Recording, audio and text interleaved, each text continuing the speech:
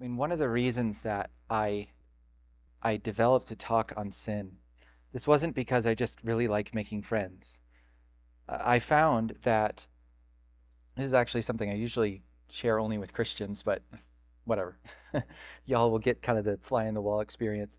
I found that when sharing my faith, when evangelizing to people, that if you're going through the gospel message and saying, hey, here's the four spiritual laws or whatever it is, when you get to the part about sin, if they're tracking with you and they're like, yeah, like there's a pretty good chance they're going to follow you all the way to the end. But if you get that to that point in your presentation of the gospel where you're talking about sin and they're like, huh, and they kind of shrug it off, I mean, finish the presentation, but they're probably going to struggle with the call to action to submit your life to Christ. Like we have to see the problem. If we don't understand the gospel.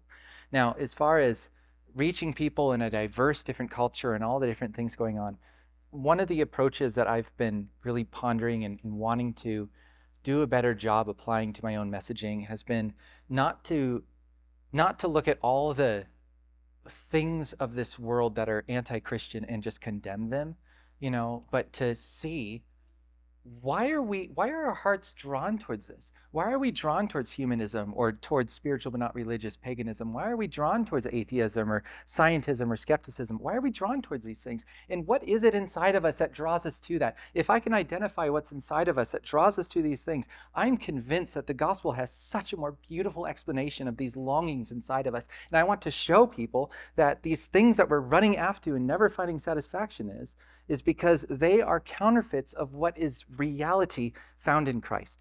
That's that's what I'd really like to message myself around, not to sort of insult or do or just be a kind of like identify all the things that are wrong with this world. I don't want to be known for that, but to show that there's something so much more beautiful that all of us long and desire, and it's found in Christ.